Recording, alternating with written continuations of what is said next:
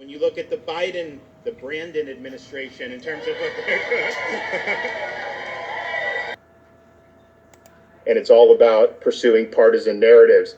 And speaking of narratives, we are not in Florida going to allow any media-driven hysteria to do anything to infringe people's individual freedoms when it comes to any type of COVID variants. And when I saw Fauci on TV yesterday saying that he couldn't rule out lockdowns, and then even today, President Biden didn't rule it out. He said, no, not now, for now.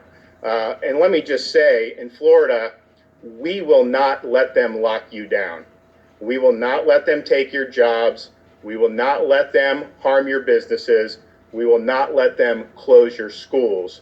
The definition of insanity is doing the same thing over and over again and expecting a different result. The lockdowns didn't stop COVID.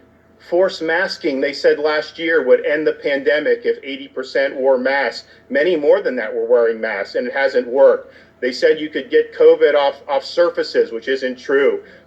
They've not been honest about the origins of the virus, and they haven't been forthright about natural immunity. And with these travel restrictions, I was probably the first governor in January of 2020 to call for travel restrictions from China. I supported President Trump when he did that.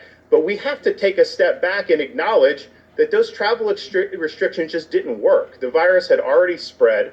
And so whatever this variant is, the fact that you identify some in Southern Africa, that does not mean that it's not in any corner of the globe. It's an airborne respiratory virus. So I think those restrictions are not going to work. They haven't worked in the past. And clearly, to even be entertaining the idea of doing destructive, disastrous policies like lockdowns, I mean, honestly, I'm not surprised because I think some people are just wired for this. But it is not going to happen in the state of Florida. You can take that to the bank.